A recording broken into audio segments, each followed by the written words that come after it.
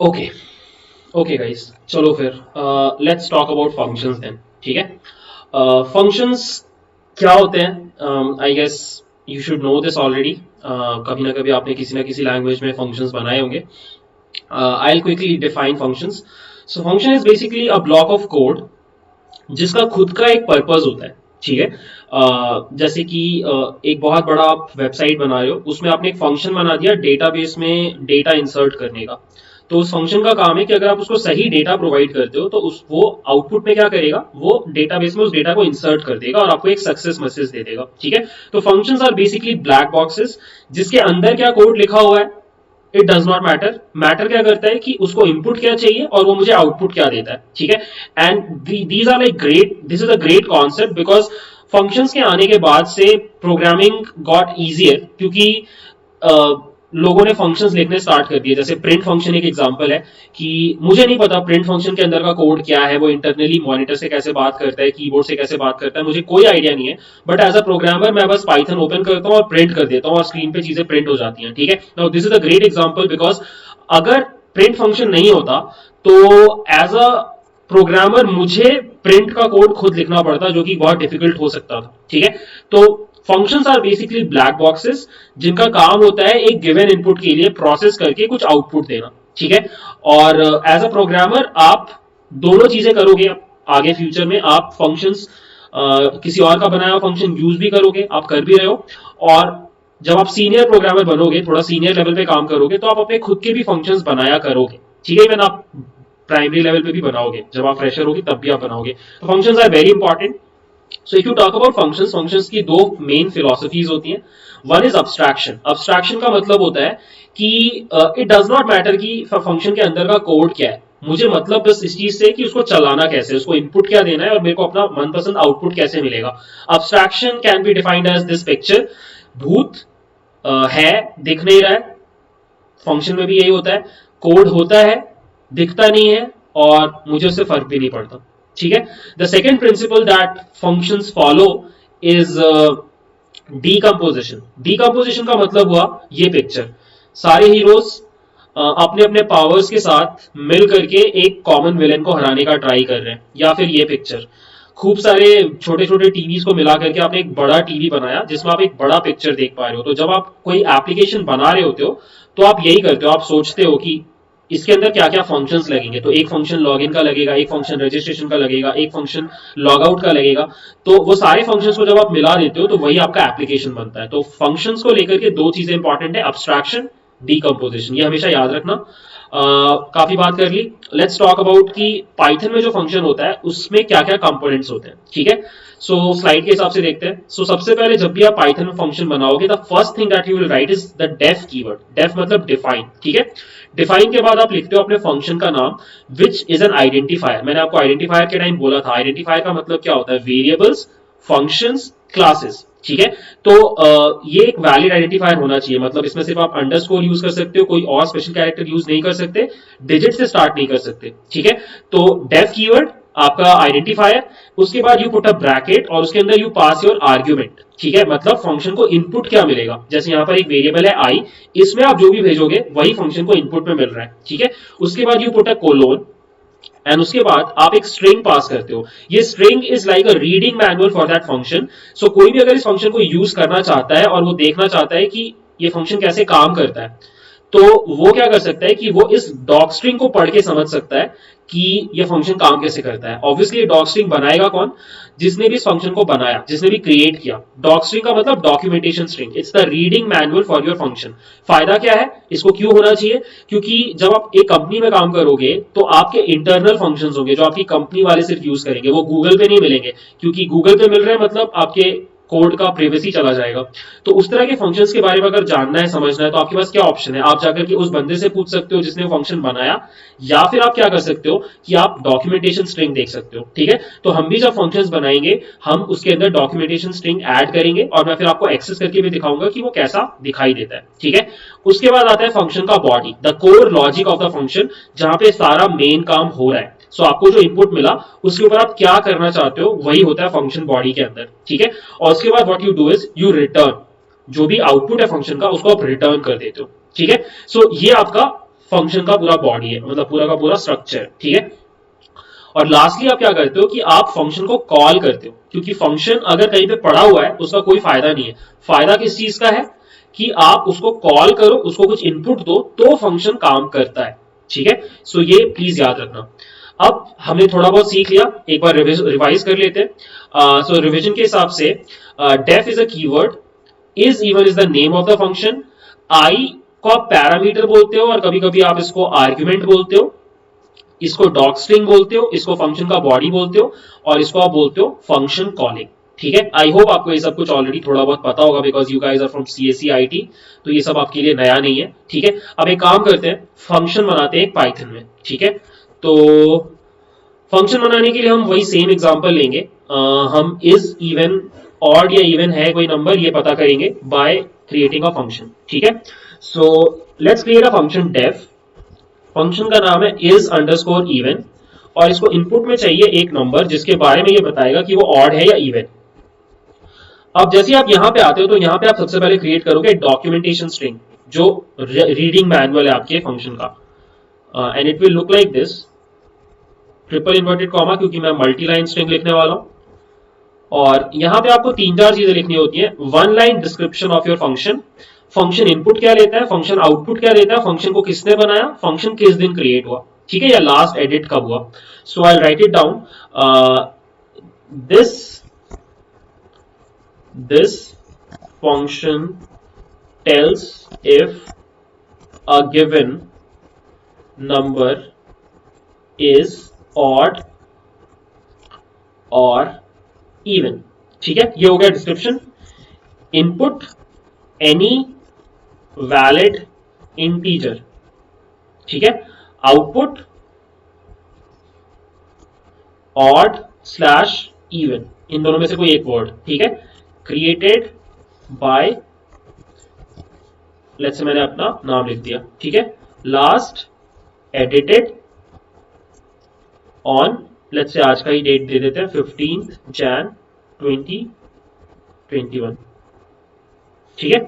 And that's it, this is the documentation string. ये आप अगर लिखोगे तो अच्छा है, और नहीं लिखोगे तो उसके बिना भी चल जाता है, बट इट्स जस्ट रिकमेंडेड कि आप लिखो, ठीक है। इसके बाद आता है फंक्शन का बॉडी, जहां पे आप कोर लॉजिक लिखते हो। सो मुझे क्या करना है, मुझे बताना है कि नंबर, जो नंबर है वो क्या है, लाइक ऑड है या इवन है। तो मैं एक इफ लगा दूंगा, if number modulus 2 is equal to 0, अगर 0 से डिवाइड 2 से डिवाइड हो जा रहा है तो I would return even, else I would return odd, ठीक है। And that's it guys, this is the function. Function आप ऐसे ही बनाते हो, ओके। अब बस इस पॉइंट पे अगर आप इस फंक्शन को सेव कर लो, लेट्स से डेस्कटॉप पे, इसका नाम रख देते हैं फंक डेमो, लास्ट क्लास में ही बना था ये। और इस पॉइंट पे अगर आप इसको रन करो तो कुछ होगा नहीं, बिकॉज आपने फंक्शन बनाया बट उसको यूज तो किया नहीं, उसको कॉल तो किया ही नहीं। तो अब हम क्या करेंगे, हम फंक्शन को कॉल करेंगे, ठीक है। फंक्शन को कॉल करना बहुत सिंपल है। लेट्स से मैं एक लूप चला रहा हूं for I in the range of 1 से लेके 11, ठीक है। और मैं हर बार क्या कर रहा हूं, मैं प्रिंट कर रहा हूं इस इवन को कॉल करके जो भी वहां से रिटर्न हो रहा है, और यहां पे मैं आई पास कर दे रहा हूं, ठीक है। सो लूप चलेगा, हर बार आई का वैल्यू चेंज होगा, उसको मैं इज इवन में भेजूंगा, पलट करके रिस्पॉन्स आएगा, उसको मैं प्रिंट कर रहा हूं, ठीक है। सो अगर मैंने इसको सेव किया और अगर मैंने इसको रन किया तो ये मेरे को मिलेगा, ठीक है। आई होप आपको ये चीज समझ में आ गया। You can also print out the documentation. कैसे, आपको बस फंक्शन का नाम लिखना होता है और dot double underscore doc double underscore लिखना होता है, ठीक है। Double underscore, remember single underscore नहीं है वो। और इसको मैंने जैसे ही रन किया, ये देखो मेरा डॉक्यूमेंटेशन आ गया। और इनफैक्ट आप किसी भी फंक्शन का डॉक्यूमेंटेशन ऐसे प्रिंट कर सकते हो, प्रिंट डॉट डबल अंडरस्कोर, ये प्रिंट का है। अगर आप टाइप फंक्शन का चाहो तो आप टाइप का भी कर सकते हो, doc double underscore, like this, ठीक है। किसी भी फंक्शन का डॉक्यूमेंटेशन आपको पाइथन में ऐसे ही मिलता है, ठीक है। सो ये हो गया एक एग्जांपल जहां पे हमने क्या किया, एक फंक्शन बनाया और उसको यूज किया। ऑब्वियसली फंक्शन बहुत सिंपल है, फ्यूचर में बहुत कॉम्प्लेक्स फंक्शंस बनाएंगे, बट स्टार्टिंग पॉइंट के लिए ये अच्छा फंक्शन है, ठीक है।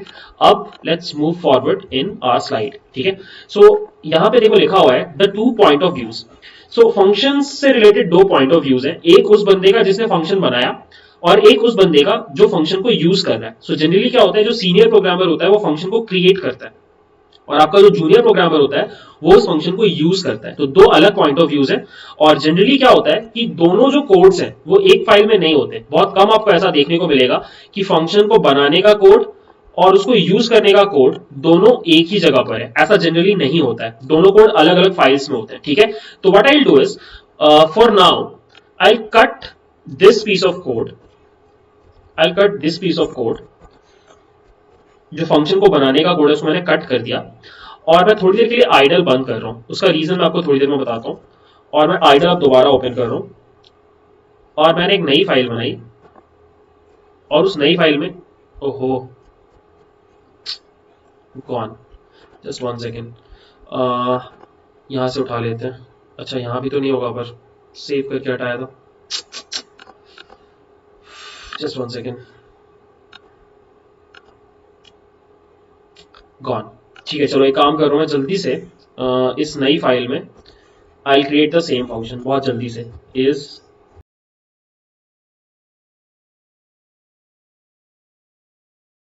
ठीक है, यही मेरा फंक्शन है। अब देखो इस बार मैं इसको सेव थोड़ी अलग जगह पे कर रहा हूं, इस बार मैं इसको सेव कर रहा हूं पाइथन प्रोग्राम्स के अंदर, पाइथन के अंदर, पाइथन 36 फोल्डर के अंदर, LIB फोल्डर के अंदर, लाइब्रेरी फोल्डर के अंदर। ये लाइब्रेरी फोल्डर एक्चुअली एक स्पेशल लोकेशन है जहां पे और भी कुछ फाइल्स हैं जिसको आप जानते होगे, जैसे कि एक फाइल है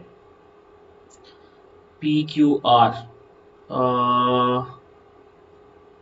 random, do you remember import random किया था आपने, रैंडम फाइल है यहाँ पे। सो अगर आप यहाँ पे कोई फाइल को सेव करते हो तो वो लाइब्रेरी फाइल बन जाती है, आप उसको डायरेक्टली आइडल में यूज कर सकते हो। जैसे मैंने इसको यहाँ पे सेव कर दिया विद फंक डेमो, ठीक है। और अब अगर मैं इसको रन करूंगा, ऑब्वियसली यहां से कुछ रन नहीं होगा, बट अगर मैं यहां पर आऊं और यहां पे मैं लिखूं इंपोर्ट, जैसे मैं इंपोर्ट रैंडम करता था तो रैंडम इंपोर्ट हो जाता था, वैसे ही I can import func underscore demo, import हो गया। अब अगर मैं लिखूं फंक अंडरस्कोर डेमो और डॉट मार के वेट करूं तो उस फाइल के अंदर जितने भी फंक्शंस हैं उनका लिस्ट आ जाता है। ये देखो जैसे कि इज इवन आ गया और इज इवन को मैं उस बिल्कुल वैसे ही यूज कर सकता हूं जैसे मैं नॉर्मली यूज करता सी। सो अब ये है दो पॉइंट ऑफ व्यूज, ये कोड जूनियर प्रोग्रामर ने लिखा जो फंक्शन यूज कर रहा है और ये कोड सीनियर प्रोग्रामर ने लिखा जिसने वो फंक्शन बनाया। ठीक है, तो आई होप आपको ये चीज समझ में आ रहा है। ठीक है, अब एक चीज और, what do you think guys will happen अगर मैं ये कोड लिखूं func demo dot is underscore even और यहां पे लेट्स से मैं हेलो पास कर दूं, what do you think will happen, what will be the output? I guess आपको समझ में आ रहा है, it will crash, the program will crash, क्योंकि आपका कोड जो लिखा गया था वो नंबर्स को हैंडल करने के लिए लिखा गया था, बट आपको जो इनपुट मिला that was a string. My question is ये किसकी गलती है? ये सीनियर प्रोग्रामर की गलती है जिसने फंक्शन बनाया, या फिर ये जूनियर प्रोग्रामर की गलती है जो ये कोड भेजा? किसकी गलती हुई है? ये गलती है सीनियर प्रोग्रामर की, this guy is at fault, because जब भी आप फंक्शंस बनाते हो इट्स योर रिस्पॉन्सिबिलिटी कि कुछ भी हो जाए कोड ऐसे फटना नहीं चाहिए, ऐसे क्रैश नहीं करना चाहिए। ठीक है, तो सोचो अगर आप उसकी जगह होते तो इसको कैसे बचा सकते थे क्रैश होने से? क्या चेंज करते इस कोड में कि कोड कुछ भी भेजने से, उल्टा पुल्टा भेजने से भी क्रैश नहीं करता? आप कुछ ऐसे कंडीशनल चेक लगाते, if type of number is equal to integer, then only you will do this, else you would have written return not allowed, save किया और इसको वापस रन किया और यहां पे हमने कोड लिखा import func demo as fd, ठीक है, fd डॉट मारा, इज इवन के अंदर हेलो भेजा and you can see it says not allowed. ठीक है, तो मैं बस आपको दिखाना चाहता था कि when you are creating functions, when you are defining functions, you have to think about every possible scenario जहां पे कोड फट सकता है, ठीक है, और आपको उसके हिसाब से अपने कोड को मॉडिफाई करना है कि कोई भी कंडीशन में ये इस तरह का आउटपुट यूजर को दिखाई ना दे, because this is not allowed, this is not good, कोई भी कंपनी आपको ये नहीं करने देगा, ठीक है। तो ये बस मैं आपको एक पर्सपेक्टिव समझा रहा था कि दो पर्सपेक्टिव्स हैं, एक है उस बंदे का जिसने फंक्शन बनाया और एक है उस बंदे का जो फंक्शन यूज कर रहा है। तो ज्यादा रिस्पॉन्सिबिलिटी किसके ऊपर आके गिरता है? जो फंक्शन बनाता है, सीनियर बंदे के ऊपर, ठीक है। तो ये चीज हमेशा याद रखना। Okay, now what I do is I show you कि फंक्शन एग्जैक्टली मेमोरी में कैसे एग्जीक्यूट होता है। वो एक बहुत इंपॉर्टेंट चीज है और वो आपको जाननी चाहिए कि फंक्शन मेमोरी में कैसे एग्जीक्यूट होता है। Let me show you. Will go to this great website, आपको ऑलरेडी पता है इसके बारे में। The website is Python tutor. Python tutor is basically a website जहां पर आप अपने कोड को लाइन बाय लाइन विजुअलाइज कर सकते हो। सो मैं उसी को यूज कर रहा हूं। मैं ये इफ नहीं यूज कर रहा, ये भी नहीं यूज कर रहा, और इस पूरी चीज को I am just giving a shift tab और नीचे आकर के I am just printing out, I am just printing out, okay, x is equal to is even और यहाँ पे आई एम पासिंग 4, ठीक है, and finally I am printing whatever is coming inside x, ठीक है। This is the code. So इसको line by line visualise करते हैं। सी देखो होता क्या है, I just zoom a bit. So देखो जब आप कोड को लाइन बाय लाइन एग्जीक्यूट करते हो तो अगर आपको शुरू में ही एक डेफ कीवर्ड दिख जाए, मतलब शुरू में अगर आपको फंक्शन दिख जाए, तो आपका इंटरप्रेटर क्या करता है कि वो उस फंक्शन के अंदर घुसेगा ही नहीं, वो सीधे जंप मार करके लाइन नंबर 7 पे आ जाएगा, क्योंकि फंक्शन के अंदर आप सिर्फ तभी घुसोगे जब आपको कोई भेजेगा कॉल करके, ठीक है। यहाँ पे कुछ कॉलिंग नहीं हुआ, डायरेक्टली पहला लाइन में फंक्शन मिल गया, आप जंप करके सीधे, ये रेड बता रहा है कि नेक्स्ट कौन सा लाइन एग्जीक्यूट होगा। तो जैसे ही मैंने नेक्स्ट पे क्लिक किया, आप सीधे लाइन नंबर 7 पे चले गए, क्योंकि you don't have to worry about the function right now, ठीक है। अब देखो जब कोड एग्जीक्यूट होता है मेमोरी में तो आपका एक ग्लोबल फ्रेम क्रिएट होता है। सो ग्लोबल फ्रेम क्या है? ग्लोबल फ्रेम के अंदर ही आपके सारे वेरिएबल्स होते हैं उस प्रोग्राम के, और सारा एग्जीक्यूशन उस ग्लोबल फ्रेम के अंदर ही होता है। सो अगर आपका RAM is like a city, तो this global frame is like your घर, जिसके अंदर आपका प्रोग्राम एग्जीक्यूट कर रहा है, ठीक है। और भी प्रोग्राम्स होंगे रैम में, सिटी में और भी घर होते हैं वैसे। अब यहां पे आपने क्या किया, आपको x का वैल्यू चाहिए, बट x का वैल्यू आपको मिलेगा कब? जब आप इस फंक्शन को सॉल्व करोगे, और इस फंक्शन को आप इनपुट क्या दे रहे हो? 4। ये 4 का इनपुट जाके किसको मिलेगा? नंबर को। सो जैसे ही मैंने नेक्स्ट लाइन पे क्लिक किया, यहां पे एक स्पेशल चीज होती है। जैसे ही आपके कोड में कोई फंक्शन एग्जीक्यूट होता है ना, तो वो अपना खुद का एक फ्रेम बना लेता है। ये एक खुद का फ्रेम है। आप उसको ऐसे इमेजिन कर सकते हो कि सिटी था रैम, घर था आपका ग्लोबल फ्रेम। जैसे आपने फंक्शन को कॉल किया तो आपके घर के अंदर एक रूम क्रिएट हो गया, ठीक है। अब फंक्शन के अंदर का सारा कोड इस रूम के अंदर एग्जीक्यूट होगा, सारे वेरिएबल्स इस रूम के अंदर ही चलेंगे, और जैसे ही फंक्शन का काम खत्म होगा ये रूम डिस्ट्रॉय हो जाएगा, इसके अंदर के वेरिएबल्स डिस्ट्रॉय हो जाते हैं, ठीक है। वो लोकल ग्लोबल वेरिएबल का कॉन्सेप्ट, ठीक है। सो अब क्या हुआ, नंबर का वैल्यू इज 4, बिकॉज आपने यहां पे से 4 भेजा था और इस नंबर को 4 मिल गया, ठीक है। नाउ अब आप इस फंक्शन के अंदर घुसोगे क्योंकि आपको किसी ने कॉल करके भेजा है। सो अब आप जाओगे लाइन नंबर 2 पे। लाइन नंबर 2 पे कोड लिखा है कि अगर नंबर का वैल्यू को 2 से डिवाइड करके 0 आता है तो return even, which is true. तो आप लाइन नंबर 3 पे जाओगे और लाइन नंबर 4 और 5 पे नहीं जाओगे, और उसके बाद फंक्शन खत्म है, तो वो रिटर्न वैल्यू आप पलट करके भेजोगे जिसने भी आपको कॉल किया, विच इज x। तो ऊपर जाने से ये फंक्शन देखना, इस लाइन के बाद फंक्शन का रिटर्न वैल्यू डिसाइड हुआ एंड इट इज इवन, ठीक है। और अब आप जैसे ही नेक्स्ट पे क्लिक करोगे, इस पूरे रूम के ऊपर फोकस करना, इस ब्लॉक के ऊपर फोकस करना, यू वुड सी कि ये ब्लॉक डिस्ट्रॉय हो जाएगा, मतलब फंक्शन ऐसे कभी था ही नहीं, ऐसा हो गया, ठीक है। और अब आप देख सकते हो आपके ग्लोबल फॉर्म में x का वैल्यू इज नाउ इवन, ठीक है। और अब आपको प्रिंट क्या करना है, x का वैल्यू, सो स्क्रीन पे इवन प्रिंट हो गया, ठीक है। सो हमेशा याद रखना, ये जो आपको मैंने अभी दिखाया, ये विजुअल रिप्रेजेंटेशन जो है कि मेमोरी के अंदर फंक्शन कैसे काम कर रहा है, ये आपको बहुत सारे एमसीक्यूज में बचा लेगा। अदरवाइज अगर आप सिर्फ इमेजिन ना करके सिर्फ ऐसे याद करो कि अच्छा इसका अलग ब्लॉक होता है, तो गलतियां हो सकती है। हमेशा याद रखना ये कब वो ब्लॉक क्रिएट होता है, कब उसके अंदर चीजें चलती है, और कब वो ब्लॉक डिस्ट्रॉय होता है, ये सब कुछ आपको ये विजुअल देखने से आई गेस ज्यादा अच्छे से याद रह पाएगा, ठीक है। अब मैं क्या कर रहा हूं, मैं इस कोड में एक माइनर चेंज कर रहा हूं। rather than returning, I am printing इसी जगह पे, ठीक है, लाइक दिस,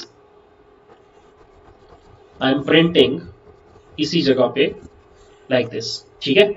और अब मैंने इसको विजुलाइज किया। कोई इस पॉइंट पे प्रिडिक्ट कर सकता है इस प्रोग्राम का आउटपुट क्या होगा? सी, देखते हैं, चलो। लाइन नंबर 1 से आप 7 पे गए, ग्लोबल फ्रेम क्रिएट हुआ, फंक्शन कॉल हो गया, नंबर का वैल्यू 4 है, रिटर्न वैल्यू है ही नहीं इस बार, सो आपने पहले प्रिंट कर दिया इवन, और रिटर्न वैल्यू इस बार क्या है? नन। हमेशा याद रखना, अगर कोई फंक्शन कुछ रिटर्न नहीं कर रहा, इट मींस वो नन रिटर्न कर रहा है, ये डिफॉल्ट है, ठीक है। तो अब जैसे ही मैं नेक्स्ट पे प्रेस करूंगा, फंक्शन डिस्ट्रॉय हो जाएगा और एक्स को क्या मिल जाएगा? नन।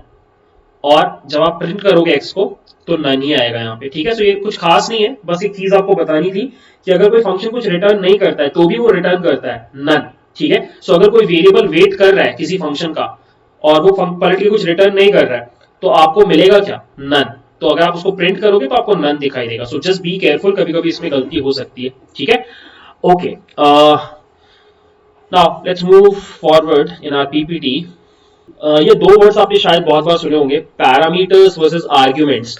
किसी को भी पता है क्या डिफरेंस होता है पैरामीटर्स वर्सेस आर्ग्यूमेंट्स में, या दोनों सेम चीज होती है? What do you think, is there a difference और नॉट? So there is a difference actually, दोनों अलग चीजें होती है, I will show you. So जब आप फंक्शन क्रिएट कर रहे होते हो और यहां पे आप कुछ एक्सपेक्ट कर रहे होते हो कि सामने से कोई देगा, तो दिस इज अ पैरामीटर। और जब आप फंक्शन को यूज कर रहे होते हो लाइक दिस, और ये जो 34 आपने पास किया इसको हम बोलते हैं आर्ग्यूमेंट। इसको याद रखने का एक अच्छा तरीका क्या है, आप गेम्स खेलते हो, गेम्स में एक सेटिंग होता है डिफिकल्टी लेवल, उसके अलग अलग वैल्यूज हो सकती हैं, इजी, मीडियम, हार्ड। तो जो डिफिकल्टी लेवल है दैट इज द पैरामीटर, और जो हार्ड, इजी, मीडियम है these are arguments that you can provide, ठीक है। सिमिलरली आपकी टीवी में ब्राइटनेस लेवल होता होगा, तो brightness level is a parameter, where 0 से लेकर 10 तक जो वैल्यूज है दे आर आर्ग्यूमेंट्स, ठीक है। So if you talk about Python, Python has got 4 different arguments, अलग अलग टाइप के आर्ग्यूमेंट्स होते हैं। So there is default argument, positional argument, keyword argument, arbitrary argument, ठीक है। हम क्या करने वाले हैं, हम ये चारों एक एक करके डिस्कस करने वाले हैं, ठीक है। And these are like really important, जब आप फंक्शंस लिखोगे अपने कोड में तो आपको इन सब का आइडिया होना चाहिए, ठीक है। So I will start with default arguments, okay. Just one second, yeah. So I'll just scroll down and I'm just creating a small function by the name of power, और पावर के अंदर there are two numbers a and b, मतलब दो arguments है, दो parameters हैं a और b। और इस फंक्शन का काम बहुत सिंपल है कि ये मुझे रिटर्न करता है a to the power b, that's it, बस इतना ही है इसका काम, लाइक दिस, ठीक है। सो बहुत सिंपल सा फंक्शन है, इसको एक बार यूज करके देखते हैं। अगर मैं यहाँ पे 2,3 भेजूं तो I think you know the answer is 8। Similarly अगर मैं पावर ऑफ 3,2 भेजूं तो again you should know the answer 9, right. My question to you is what if अगर मैं यहाँ पे सिर्फ 3 भेजूं तो आउटपुट क्या आएगा? मैं सिर्फ एक इनपुट भेज रहा हूं, what is the output? I think समझ में आ रहा है आपको, क्रैश कर जाएगा कोड, बिकॉज आपका function is design to expect 2 inputs और आप एक भेज रहे हो, ठीक है। सिमिलरली अगर आप यहाँ पे एक भी ना भेजो तो भी आपका कोड क्रैश कर जाएगा, और ये क्रैश करना इज नॉट गुड। मैंने आपको बताया ये आपकी रिस्पॉन्सिबिलिटी है जो ये फंक्शन बना रहा है कि आपको कोड क्रैश नहीं होने देना है, ठीक है। तो क्या कर सकते हैं, तो सोल्यूशन इज डिफॉल्ट आर्ग्यूमेंट्स। कैसे काम करता है? बहुत ही सिंपल है, आप पावर को फिर से डिजाइन करोगे या क्रिएट करोगे। इस बार आप लिख दोगे a is equal to 1, b is equal to 1, और अंदर का कोड बिल्कुल सेम है, a b। और अब देखो अगर आप पावर नॉर्मली भेजो 2,3 तो काम करेगा, अगर आप सिर्फ 2 भेजो तो भी काम करेगा। क्यों काम कर रहा है? क्योंकि जब आपने ये कोड लिखा a is equal to 1, b is equal to 1, तो इसका मतलब ये था कि आप अगर कोई वैल्यू ना दो a को तो उसका डिफॉल्ट वैल्यू इज 1, और b को अगर कोई वैल्यू ना दो तो उसका भी डिफॉल्ट वैल्यू इज 1, ठीक है। तो अब आपने जब यहाँ पे 2 दिया तो a का वैल्यू तो 2 हो गया, बट आपने b को कोई वैल्यू प्रोवाइड नहीं किया तो b का वैल्यू 1 हो गया। तो अब 2 टू द पावर 1 इज 2, ठीक है। सिमिलरली अगर आप कुछ भी ना दो तो भी you will get 1, because a का वैल्यू इज 1, b का value is 1, 1 to the power 1 is 1, ठीक है। तो ये बहुत काम की चीज है और फ्यूचर में आपको बहुत हेल्प करेगा गड़बड़ ना होने देने में, ठीक है। इसको बोलते हैं डिफॉल्ट आर्ग्यूमेंट, जब आप अपने पैरामीटर्स को एक डिफॉल्ट आर्ग्यूमेंट दे देते हो, डिफॉल्ट वैल्यू दे देते हो, ठीक है, कि और कुछ ना मिले तो भाई ये पकड़ के खुश रहना, ठीक है। सो आई गेस ये वाला चीज समझ में आ गया। Now comes the second one, positional argument, ठीक है। अब ध्यान से देखना, अब अगर मैं पावर को कॉल करके 2,3 भेज रहा हूं, तो मेरा क्वेश्चन ये है कि 8 क्यों आ रहा है आउटपुट, 9 क्यों नहीं आ रहा। मतलब मैं आपसे ये पूछना चाह रहा हूं कि 2 जाकर के ए को ही क्यों मिला, 3 जाकर के बी को ही क्यों मिला, ऐसा कौन डिसाइड किया। आई गेस आपको समझ में आ रहा है। It's a stupid question to ask because this is so normal कि ऑब्वियसली जब आप पहला जो यहां से भेजोगे वो पहले को ही मिलेगा और दूसरा जो यहां से भेजोगे वो दूसरे को ही मिलेगा, ये तो पता ही अपने को। बट इसको ही बोला जाता है पोजिशनल आर्ग्यूमेंट, इसी को बोला जाता है पोजिशनल आर्ग्यूमेंट। मतलब जिस ऑर्डर में आप आर्ग्यूमेंट्स भेज रहे हो उस ऑर्डर में ही पैरामीटर्स में जाके रिसीव होगा, इसी को पोजिशनल आर्ग्यूमेंट बोला जाता है। तो हमने कुछ नया नहीं सीखा, हमने बस ये सीखा कि इस बिहेवियर को बोला जाता है पोजिशनल आर्ग्यूमेंट, याद रखना, ठीक है। अब एक नई चीज देखते हैं, कोई बताएगा इसका आंसर अगर आप सोच पाओ तो। What if I tell you this, what do you think will be the output. इसका आउटपुट बता सकते हो। मैंने फंक्शन को कॉल किया और मैंने अंदर में ये लिख दिया जो मैंने लिखा है। What do you think will be the output guys, कोई आंसर बताओ इस चीज का। The output is 9। The output is actually 9 9 है ना, हाँ सही है, 9 ही तो होगा। देखो हुआ क्या, 3⁹ हुआ, क्यों हुआ ऐसा। चल अगर पोजिशनल आर्ग्यूमेंट से जाते आप तो क्या होना चाहिए था, ये 2 जाकर के किसको मिलता, ए को, और ये 3 जाकर के किसको मिलता, बी को। बट जिसने भी इस फंक्शन को कॉल किया उसने एक्सप्लिसिटली बोला कि देखो भाई मुझे नहीं पता बी का पोजीशन क्या है, ए का पोजीशन क्या है, मुझे बस इतना पता है कि बी भी है और ए भी है, तो मुझे चाहिए कि बी को 2 देना है और ए को 3 देना है। तो ये होता है कीवर्ड आर्ग्यूमेंट। और जब आप कीवर्ड आर्ग्यूमेंट भेजते हो तो वो पोजिशनल आर्ग्यूमेंट को ओवरराइड कर जाता है, ठीक है। तो ऑल्दो इसका पोजीशन पहले है बट सिंस आपने एक्सप्लिसिटली मेंशन कर दिया कि b इज इक्वल टू 2 होगा तो ये जाकर के इस b को ही मिलेगा। इसको बोलते हैं कीवर्ड आर्गुमेंट। किस तरह के सिनेरियोज में फायदा कर सकता है, अगर आपके पास कोई ऐसा फंक्शन है जिसमें बहुत सारे पैरामीटर्स हैं और आपको याद नहीं है कि वो पैरामीटर्स कौन से ऑर्डर में है, इन that case what you can do is आप नाम से भेज दो कीवर्ड आर्गुमेंट से, तब आपको पोजिशनल याद रखने का जरूरत नहीं, क्योंकि डिफिकल्ट है ना। सोचो कोई कॉम्प्लेक्स फंक्शन इसमें 50 पैरामीटर्स हैं, तो क्या मैं हर पोजीशन का, हर पैरामीटर का नाम याद करूंगा और हर किसी का पोजीशन याद करूंगा, नहीं हो सकता ना। तो in that case I have to just remember उन पैरामीटर्स का नाम जिससे मुझे मतलब है और मैं उनको ऐसे करके पास कर दूंगा। आई होप आपको समझ में आ रहा है। हमेशा याद रखना कीवर्ड आर्गुमेंट अगर आप भेज रहे हो तो उसका priority is greater than positional argument, override कर जाता है बिहेवियर, ठीक है, ये याद रहना चाहिए आपको। And the last one is arbitrary. जैसे प्रिंट एक फंक्शन है, it's a special function, right. Special function in the sense कि प्रिंट में आप कितनी भी चीजें भेज दो वो उसको प्रिंट कर देता है। 10 चीजें भेजो, 10,000 चीजें भेजो, 1 करोड़ चीजें भेजो, वो उसको प्रिंट कर देगा, कोई प्रॉब्लम नहीं है, ठीक है। बट ये फंक्शन कैसे बनाया गया होगा, जो कितने भी इनपुट्स के ऊपर काम कर रहा है, क्योंकि अभी तक हमने जितने भी फंक्शंस बनाए वो अगर 2 इनपुट्स पे काम करेंगे तो 2 ही पे काम करेंगे, उससे कम पे काम नहीं कर सकते, right. But print is a very different kind of function जो फ्लेक्सिबल है कि उसको कितने भी इनपुट्स आप दो वो ऑटोमेटिकली सब कुछ हैंडल कर सकता है। तो now we are going to learn कि इस तरह के फंक्शंस कैसे बनाए जाते हैं पाइथन में, ठीक है। सो ध्यान से देखो, we are going to make a function जिसको आप कितने भी नंबर्स दो वो उन सबको मल्टीप्लाई करके आपको प्रोडक्ट देगा। मतलब अगर आपके पास एक नंबर है 1 तो आउटपुट विल बी 1, अगर आपके पास 2 नंबर है 1 और 2 तो आउटपुट विल बी 2, अगर आपके पास 3 नंबर है 1 2 3 आउटपुट विल बी 6। तो कोई फर्क नहीं पड़ता, एक नंबर है, 10 नंबर है, 1000 नंबर है, हम सबका प्रोडक्ट करके आपको आउटपुट देंगे, ठीक है। इसका नाम रख रहे हैं flexi, because flexible input handle करेगा, ठीक है। और इसको इनपुट मिलेगा एस्ट्रिक नंबर। अब ये एस्ट्रिक क्या है मैं थोड़ी देर के बाद आपको समझाऊंगा। नंबर में इनपुट आएगा और आप एक वेरिएबल लोगे प्रोडक्ट जिसका वैल्यू इनिशियली होगा 1, फिर आप एक लूप चलाओगे नंबर के ऊपर। अब नंबर क्या है मैं थोड़ी देर के बाद दिखाता हूं। और अंदर का आपका कोड रहेगा product is equal to product times i, और इतना करने के बाद you will simply print out whatever is inside product and that's it. This is the function guys. अब देखो, अगर मैं फ्लेक्सी को कॉल करूं और यहां पे मैं 1 पास करूं, द आउटपुट इज 1। अब अगर मैं फ्लेक्सी को कॉल करूं और आउटपुट भेजूं 1,2, द आउटपुट इज 2। 3 भेजूंगा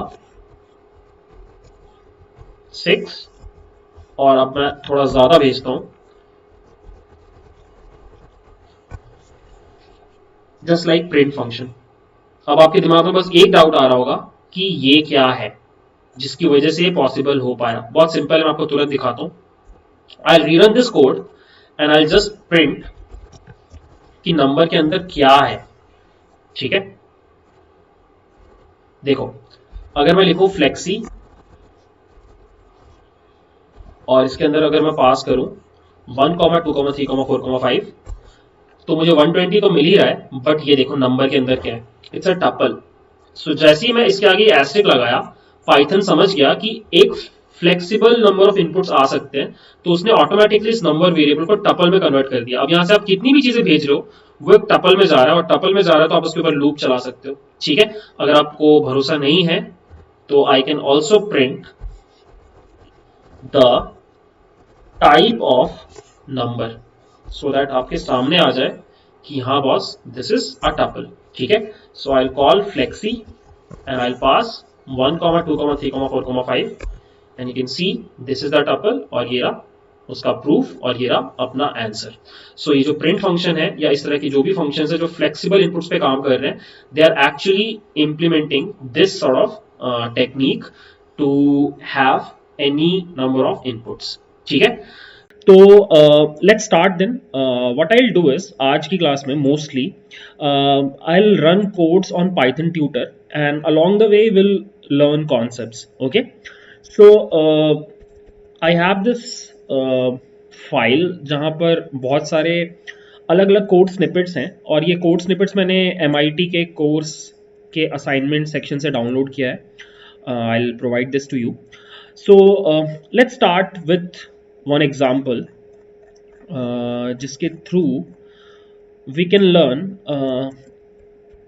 this. So ये कोड मैं पेस्ट कर रहा हूँ। I'm not going to use function C. I'm not going to use this line. Okay guys, यहाँ पे जो चीज़ है ये आप ऑलरेडी एक्चुअली देख चुके हो। सो लेट्स सी एक बार फिर से। सो आपने ये देखा था कि अगर आपको फंक्शन मिल जाता है, आपने कॉल नहीं किया, फंक्शन आपको डायरेक्टली मिल जा रहा है एग्जीक्यूशन के टाइम पे, तो आप उसको स्किप कर जाते हो। सो लाइन नंबर 1 से आप लाइन नंबर 4 पे चले जाओगे, लाइन नंबर 4 से आप लाइन नंबर 9 पे चले जाओगे, because this is a second function. So इस पॉइंट तक यू कैन सी कि in your global frame you have got 2 functions, function A, function B. ठीक है, और अब आप अपने मेन प्रोग्राम में आ गए, लाइक उसका कोड एग्जीक्यूट करने लाइन नंबर 9 पे। अब लाइन नंबर 9 पे आपको क्या करना है, आपको प्रिंट करना है what ever is inside the print function. ठीक है, अब यहां पर यू कैन सी कि कुछ एक्सप्रेशन है, and that expression is basically कि किसी ने फंक्शन ए को कॉल किया। ठीक है, तो आपको अगर प्रिंट करवाना है यहाँ पे, तो what you have to do is you have to call function A. ठीक है, सो जैसे आप ये करोगे, फंक्शन ए का खुद का ब्लॉक क्रिएट हो जाएगा, और उसके अंदर में ये प्रिंट हो गया इनसाइड फंक्शन ए। ठीक है, और सिंस यहाँ पे कुछ रिटर्न वैल्यू नहीं है, तो आपने देखा था लास्ट क्लास में कि अगर रिटर्न वैल्यू नहीं होता किसी फंक्शन का, तो रिटर्न वैल्यू इज नन। ठीक है, और यही नन जा करके लाइन नंबर 9 में प्रिंट हो जाएगा लाइक दिस। ठीक है, उसके बाद you will come to line number 10। Line number 10 में भी there is an expression. The expression is this कि आपको 5 प्लस फंक्शन बी के अंदर 2 भेज करके जो भी मिलेगा उन दोनों को ऐड करके प्रिंट करवाना है। ठीक है, तो 5 को सॉल्व करना is easy, but function B और 2 वाला, इसमें you will have to first call function B.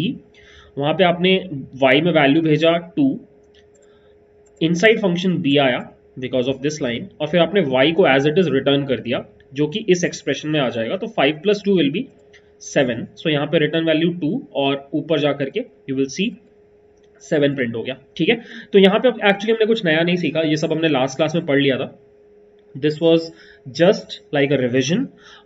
So I hope ये चीज़ आपको समझ में आ गया. Now let's discuss some interesting examples like this one. So this is an interesting example. I'll go to this and I'll paste it. So as you can see, it's a simple function. Simple सा एक function है f बोल के, उसको y चाहिए और अंदर आप x बोल के एक वेरिएबल क्रिएट कर रहे हो, उसमें 1 ऐड कर रहे हो, फिर प्रिंट कर रहे हो. ठीक है, फिर बाहर आपका मेन प्रोग्राम में ये कोड चल रहा है. ठीक है, सो लाइन नंबर 1 से जंप करोगे, लाइन नंबर 6 पे आ जाओगे, x का वैल्यू क्रिएट हो जाएगा और अब आपको f को कॉल करना है x पास करके. तो इस पॉइंट पे एक नया प्रोग्राम ब्लॉक क्रिएट होगा f का, y के अंदर 5 चला जाएगा. ठीक है, और अब यहां पर आप एक नया वेरिएबल क्रिएट कर रहे हो x is equal to 1 like this. So इस पॉइंट पे द कॉन्सेप्ट इज दिस कि यू कैन सी कि हमारे दो अलग अलग प्रोग्राम्स चल रहे हैं. एक हमारा मेन प्रोग्राम चल रहा है और एक हमारा ये चल रहा है, फंक्शन का कोड चल रहा है. ठीक है, और इस पॉइंट पे दोनों ही प्रोग्राम्स में we have got a variable by the same name that is x.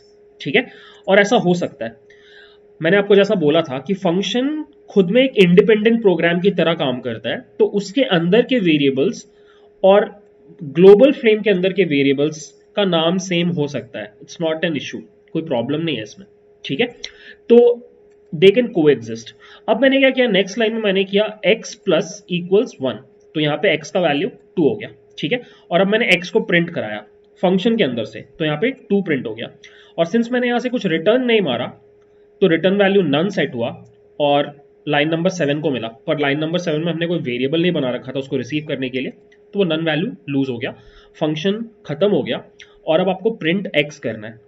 And you can C logically, since आपका फंक्शन के अंदर का वेरिएबल डिस्ट्रॉय हो चुका है, आपके पास सिर्फ यही x है, आप इसको प्रिंट कर दोगे and your output will be 5. ठीक है, अब यहाँ पे क्या होता है कि बच्चे थोड़ा कंफ्यूज हो जाते हैं कि उनको लगने लगता है, अगर आपने ऑब्वियसली ऐसे पाइथन ट्यूटर में रन नहीं कराया है, तो यू विल फील कि x का वैल्यू रिटर्न हुआ तो शायद x का वैल्यू 2 हो जाएगा. ऐसा नहीं है. हमेशा याद रखना, this is the concept. Local variable, by the way, जब भी फंक्शन के अंदर कोई वेरिएबल क्रिएट होता है that is called local variable. और कोई अगर ऐसा वेरिएबल है जो किसी भी फंक्शन के अंदर नहीं है, मेन प्रोग्राम के अंदर, उसको आप ग्लोबल वेरिएबल बोलते हो. ठीक है, तो ये इस प्रॉब्लम में अगर आपने ऐसे रन करा के नहीं देखा होता तो हो सकता है कि कुछ डाउट हो जाए, एंड दैट इज वाई मैं आपको ये सारे प्रॉब्लम्स एक एक करके पाइथन ट्यूटर में रन करा के दिखाऊंगा. ठीक है, I will take one more example. This is also interesting. ये एग्जांपल है. So I will go back, edit, paste. सब कुछ ऑलमोस्ट सेम है, बस एक माइनर डिफरेंस है. लाइन नंबर 1 से आए गए लाइन नंबर 5 पे, x का वैल्यू 5 हो गया, g को कॉल करके x पास किया तो y के अंदर 5 हो गया. अब आप लाइन नंबर 2 में आए.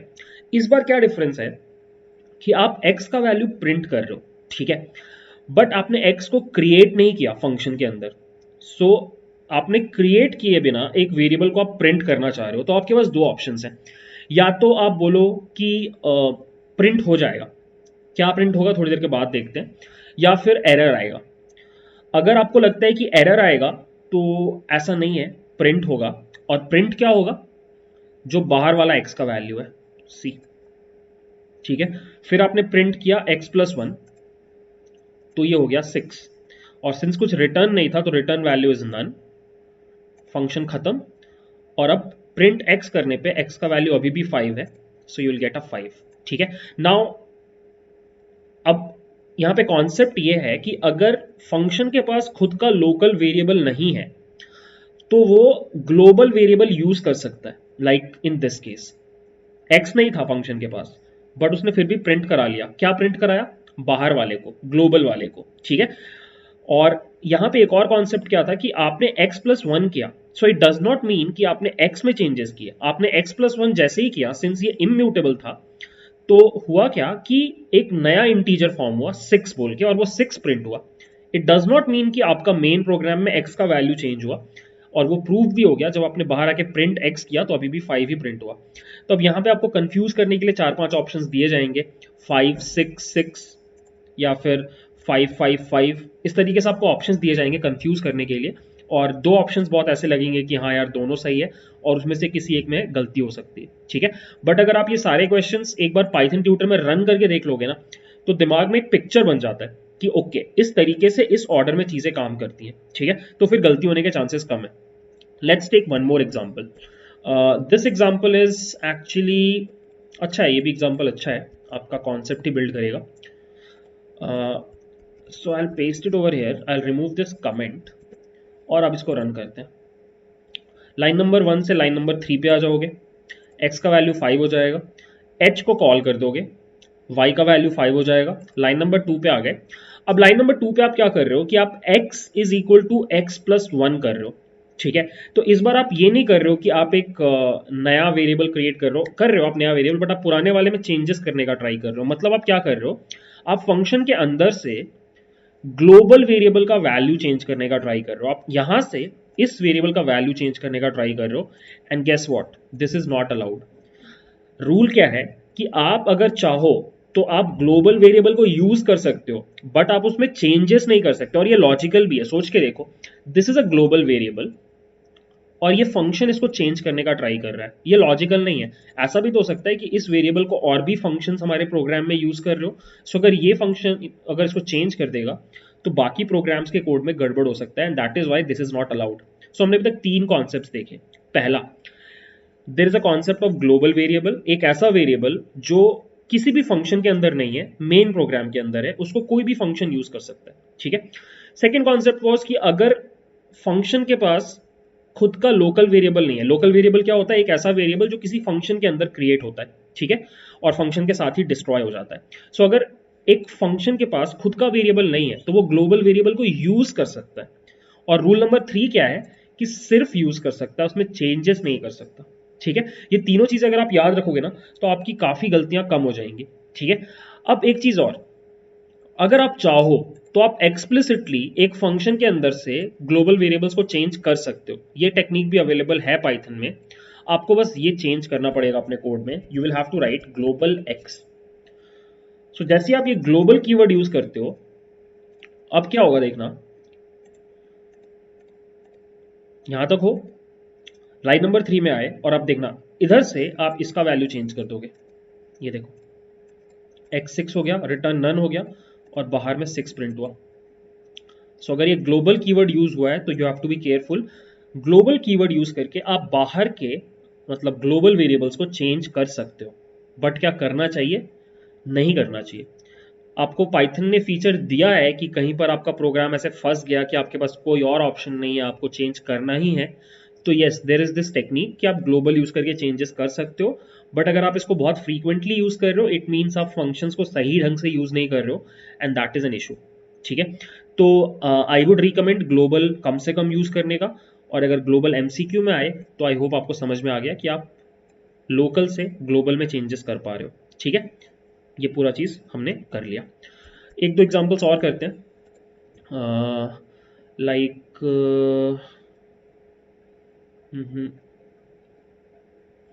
ये वाला देखते हैं, उतना डिफिकल्ट वैसे लग नहीं रहा है। Let's see. सो फंक्शन है और या कुछ खास नहीं है, वैसे देख लेते हैं जल्दी से। लाइन नंबर 1 से लाइन नंबर 6 पे गए, x का वैल्यू 3 किया, f को कॉल किया, x पास किया, ठीक है। लाइन नंबर 2 में गए, x का वैल्यू इंक्रीमेंट होकर 4 हो गया, आपने फंक्शन के अंदर x के वैल्यू को प्रिंट कराया और फिर आपने x को रिटर्न कर दिया, मतलब रिटर्न वैल्यू इज 4। तो यही 4 जाकर के z को मिलेगा, तो z का वैल्यू 4 हो गया। और फिर आपने z का वैल्यू प्रिंट किया मेन प्रोग्राम में विच इज़ 4, और फिर फाइनली आपने x का वैल्यू प्रिंट किया जो अभी भी 3 है, ठीक है। तो बस कंफ्यूजन बस इस चीज़ पे हो सकता है कि इस लाइन की वजह से क्या ग्लोबल वाले में चेंजेस होंगे, द आंसर इज नहीं होंगे, ठीक है। तो आई गेस ये वाला चीज़ भी आपको आ रहा है समझ में। ये सिंपल एग्जाम्पल था, ज़्यादा डिफिकल्ट नहीं था। Let's deal with one more problem. Okay, अब एक चीज और देखते हैं, इसको बोला जाता है नेस्टेड फंक्शंस। सो नेस्टेड फंक्शंस क्या होते हैं, नेस्टेड फंक्शंस के केस में आप एक फंक्शन के अंदर एक दूसरा फंक्शन बनाते हो, ठीक है। नेस्टेड फंक्शन आप इसी को बोलते हो। सो आपने नेस्टेड इफ एल्स भी देखा है, आपने नेस्टेड लूप्स भी देखा है। सिमिलरली नेस्टेड फंक्शंस होते हैं कि फंक्शन के अंदर you are creating you are creating one more function, ठीक है। I will give you a few code snippets, आप थोड़ा बताना इसका आंसर क्या आएगा। एक बार आइडल ओपन करके I write a small code, I write a small code, just one second. Yes, so let's say मेरे पास एक फंक्शन है f और उसके अंदर मैंने ये प्रिंट किया है, प्रिंट इनसाइड f, ठीक है। और फिर मैंने फंक्शन के अंदर ही एक और फंक्शन बनाया है g बोल के, जिसके अंदर मैंने प्रिंट किया है इनसाइड g, और फिर मैं फंक्शन g के बाहर आकर के मैंने g को कॉल कर दिया inside f। This is the function guys, ठीक है। अब थोड़ा थोड़ा सोच के बताओ कि अगर मैं f को कॉल करूं तो what will be the output. आपने f को कॉल किया मतलब पहले ये प्रिंट होगा, ये दोनों स्किप हो जाएगा, फिर ये कॉल होगा, और जैसे ही ये कॉल होगा तो फिर ये एग्जीक्यूट होगा, और इसको एग्जीक्यूट होने की वजह से the output will be this, inside f inside g, ठीक है।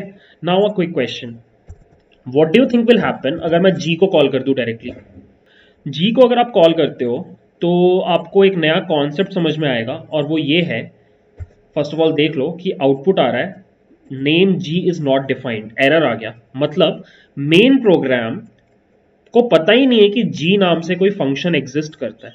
तो कॉन्सेप्ट क्या है कि जो इनर फंक्शन होता है, नेस्टेड फंक्शन होता है, वो मेन प्रोग्राम से हिडन रहता है। ये कॉन्सेप्ट हमेशा याद रखना कि मेन प्रोग्राम से आपका nested function will be abstracted, will be hidden.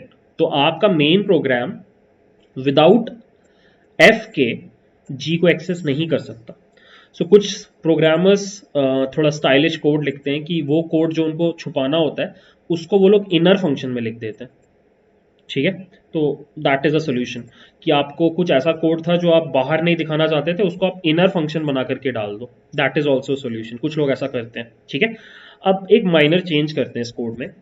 हमने क्या किया, हमने g के अंदर f को कॉल कर दिया, ये मैंने कोड में चेंज कर दिया कि मैंने g के अंदर f को कॉल कर दिया, ठीक है, और f के अंदर मैंने g को कॉल कर दिया, और अब मैंने बाहर से f को कॉल किया। Now what do you think will be the output. The output will be this,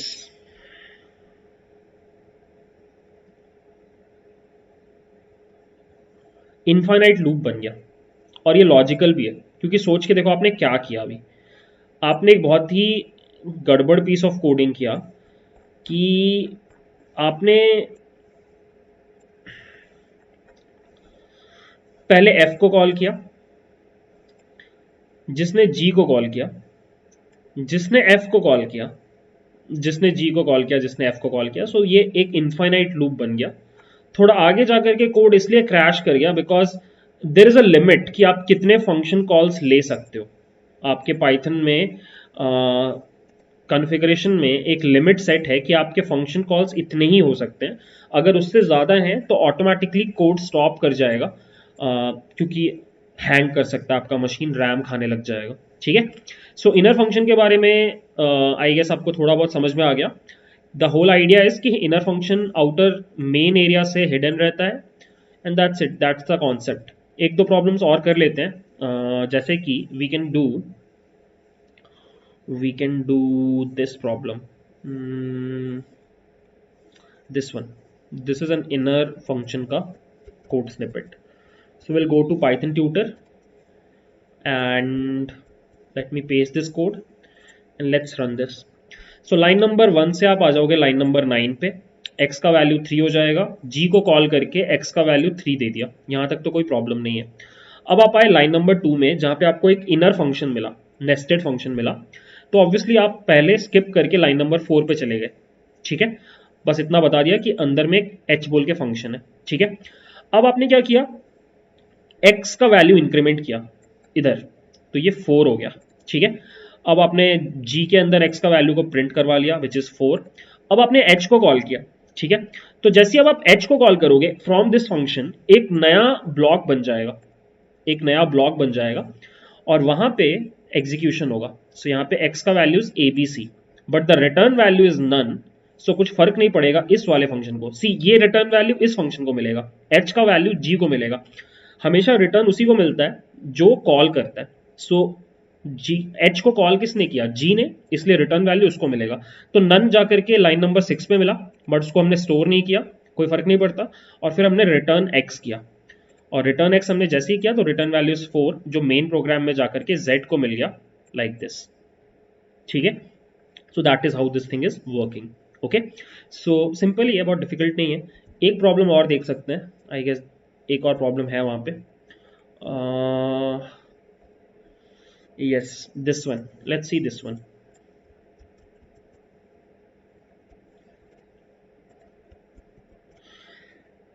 अच्छा, हमने यही तो किया था अभी। अच्छा नहीं, बस इसमें प्रिंट करवा दिया। सेम ही कोड है गाइस, ये ऑलमोस्ट सेम कोड है। लाइन नंबर 10 पे गए, एक्स का वैल्यू 3 किया, जी को कॉल करके एक्स का वैल्यू 3 पास किया।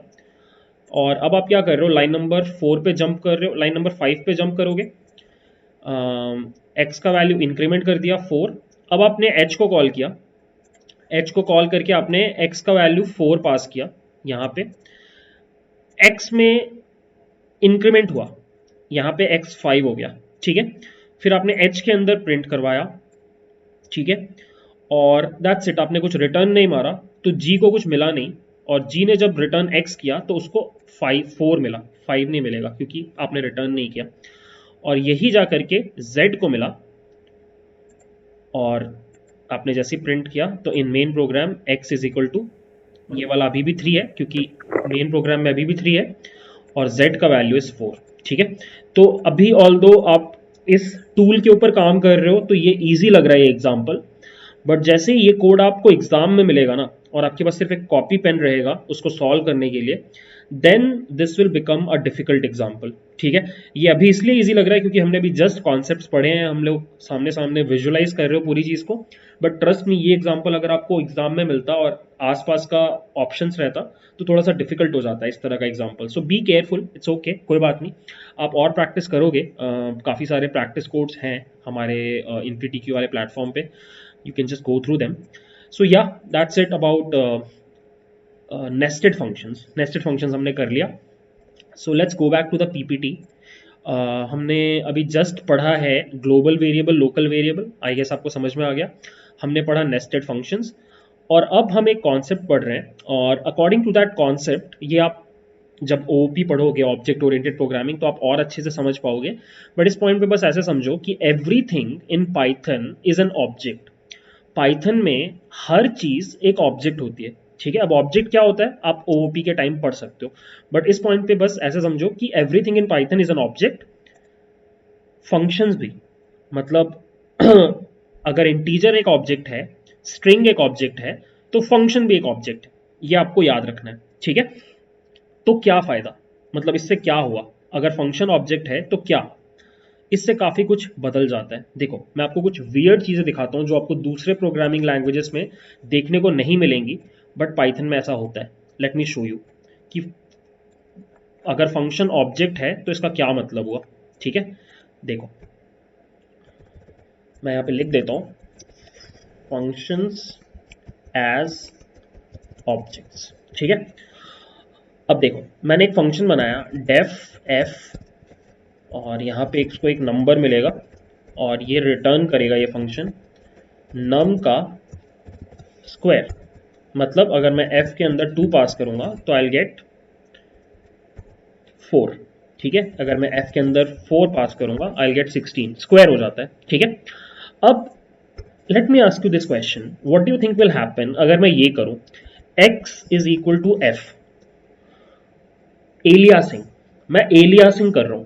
ठीक है, अब यू माइट थिंक कि f तो फंक्शन है, इसको ऐसे कैसे यूज कर सकते हो, बट फिर आपको याद करना पड़ेगा कि functions are objects just like integers. So अगर आप ये काम इंटीजर्स के साथ कर सकते हो तो आप ये सेम काम फंक्शंस के साथ भी कर सकते हो।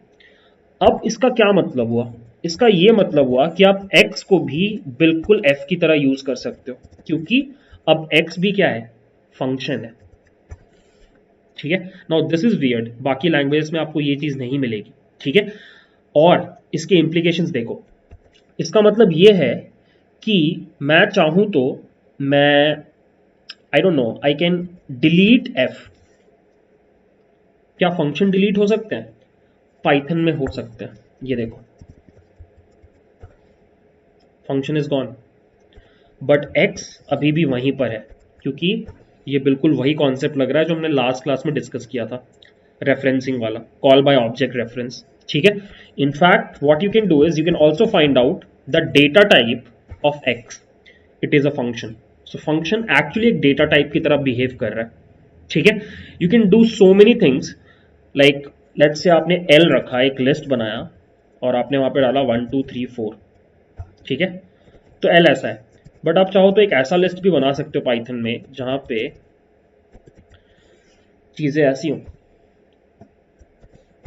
सी, इस एल में जो लास्ट है वो एक ऑब्जेक्ट है फंक्शन क्लास का, जो इस मेमोरी लोकेशन पे स्टोर्ड है, और आप इसको यूज भी कर सकते हो। ये देखो, एल का -1 इज बेसिकली अ फंक्शन, और इसके अंदर मैंने पास किया 3 and this will give me 9।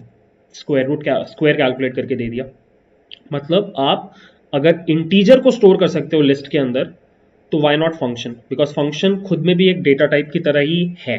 ठीक है, आप ये भी कर सकते हो, L is equal to 1 2 3 4 x 5, और अब अगर आप एल को प्रिंट करो तो यहाँ पे 25 आ जाएगा।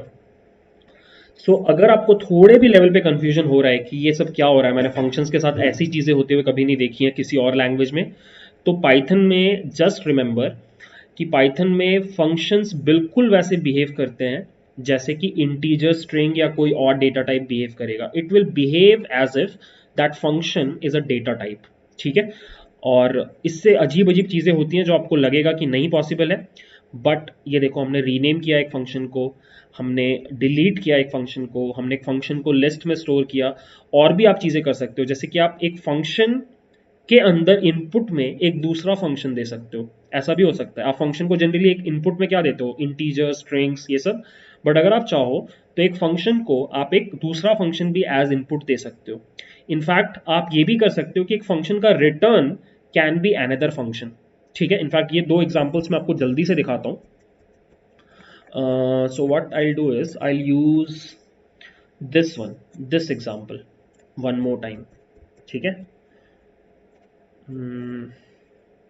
edit this code, visualize, sorry, and what I'll do is I'll not use these first two expressions because ये हम ऑलरेडी कर चुके हैं, और हम b को भी यूज़ नहीं करेंगे क्योंकि b का ज़रूरत नहीं है, और हम इस कोड को रन करेंगे। ठीक है, देखो, लाइन नंबर 1 से जंप करके जाओगे लाइन नंबर 4, लाइन नंबर 4 से जंप करके जाओगे लाइन नंबर 9। ठीक है, अब लाइन नंबर 9 में आपने क्या किया है, आपने फंक्शन c को कॉल किया, बट आपने इनपुट में फंक्शन a दे दिया। मतलब यहाँ पे z में क्या मिलेगा, फंक्शन a।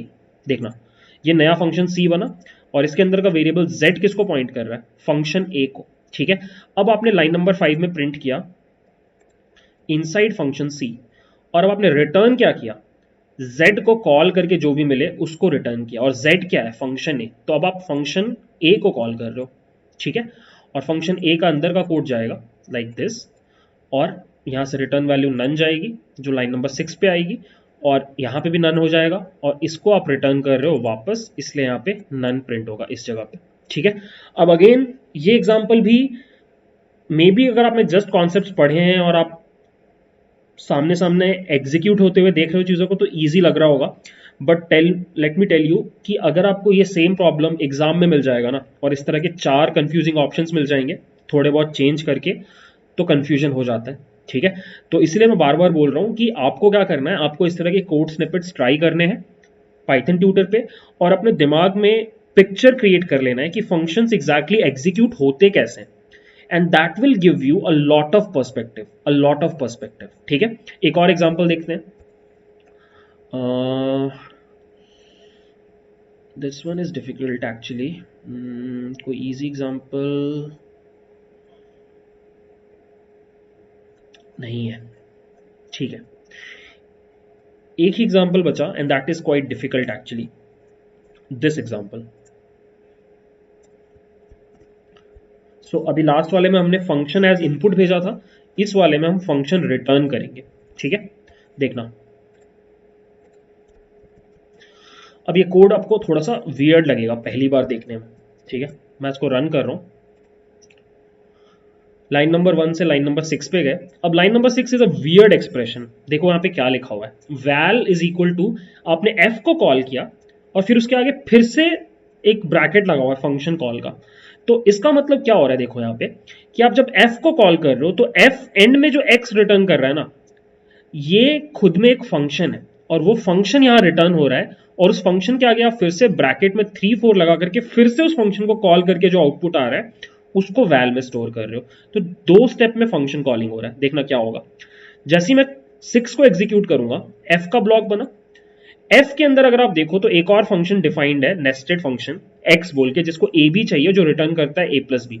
आप उसको इग्नोर मार के आगे बढ़ गए लाइन नंबर 4 पे, और 4 में आपने क्या रिटर्न किया, x, और x क्या है, फंक्शन। तो ये जो फंक्शन है f, ये एक और फंक्शन को रिटर्न कर रहा है विच इज x, और वो जाकर के इस जगह पे आ जाएगा जहां पे f ब्रैकेट लिखा हुआ है।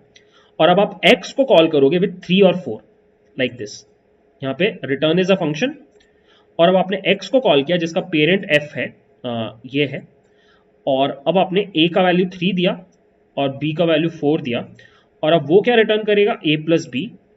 सो यहां से रिटर्न वैल्यू इज 7, जो यहाँ पे वैल में चला गया, और अब आप वैल का वैल्यू प्रिंट कर रहे हो, दैट इज 7। सो ये थोड़ा डिफिकल्ट एग्जांपल था जहाँ पे आप दो चीजें कर रहे हो। आप फर्स्ट ऑफ ऑल एक फंक्शन को रिटर्न कर रहे हो, और सेकेंड नेस्टेड कॉलिंग कर रहे हो, मतलब एक कॉल से जो वैल्यू आ रहा है उससे दूसरा कॉल ले रहे हो। ठीक है, तो ये थोड़ा डिफिकल्ट एग्जाम्पल था, और आई डोंट थिंक कि इस लेवल का डिफिकल्ट एग्जाम्पल इन्फीटीक्यू में आएगा, बट अगेन प्रैक्टिस करने में कोई बुराई नहीं है। ठीक है, so the crux is, the gist is कि आपको प्रैक्टिस करना पड़ेगा इस तरह के क्वेश्चंस का। ठीक है, फंक्शंस में हमें इतना ही पढ़ना था। एक लास्ट चीज जो हम पढ़ सकते हैं वो है फाइनली क्या फायदा हुआ फंक्शंस इतना पढ़ा, what are the main benefits. जल्दी से समराइज कर लेते हैं। सो 3 फायदे हैं। पहला फायदा है कि every code is self contained and use to break up the entire logic into pieces, right. मैंने आपको पहले भी बोला था, फंक्शन के टर्म्स में सोचने का मतलब है, अगर आप एक बड़ा एप्लीकेशन बना रहे हो तो आप एक फंक्शन बनाओगे लॉगिन के लिए, एक फंक्शन बनाओगे रजिस्ट्रेशन के लिए, एक फंक्शन बनाओगे डेटाबेस हैंडलिंग के लिए। तो उससे क्या होता है कि आपका कोड मॉड्यूल्स में डिवाइड हो जाता है। लॉगिन का कोड अलग है, रजिस्ट्रेशन का कोड अलग है, डेटाबेस से बात करने का कोड अलग है। तो इससे कोड में मॉड्यूलैरिटी आता है, which is a great thing. ठीक है, द सेकेंड बेनिफिट इज कि it works on the philosophy of write once use forever एवर। मतलब कि आपने अगर एक बार डेटाबेस से इंटरैक्ट करने का कोड लिख लिया है तो आप बार बार सेम कोड नहीं लिखोगे, आप बस फंक्शन को कॉल करके इनपुट्स देते जाओगे, और इस प्रिंसिपल को बोलते हैं कोड रीयूजेबिलिटी। ठीक है, and the third benefit is कि code is organised and coherent. So कल को अगर लॉगिन का कोड फट रहा है तो मैं लॉगिन वाले फंक्शन में जाके चेक करूंगा कि अच्छा प्रॉब्लम क्या है, मैं रजिस्ट्रेशन वाले फंक्शंस में नहीं घुसूंगा, राइट। तो इससे क्या होता है, कोड का रीडेबिलिटी इंहांस होता है, और उससे क्या फायदा होता है, डीबग करने में इजी हो जाती हैं चीजें। तो अगर आपसे कोई भी पूछे कि बेनिफिट्स ऑफ फंक्शंस क्या हैं, तो there are 3 main benefits, code modularity, code reusability and code readability. और ये तीनों ही बहुत पावरफुल बेनिफिट्स हैं जो हमें फंक्शंस देता है, and that is why from now onwards you should make this habit कि बॉस मैं फंक्शंस बनाने के टर्म्स में ही चीजें किया करूंगा। ठीक है, तो आई होप आपको फंक्शंस समझ में आया। Up, we'll move on to the next topic, which is again very important, considering you guys are going to sit in placements. It's recursion. ठीक है, recursion हम लोग next करेंगे।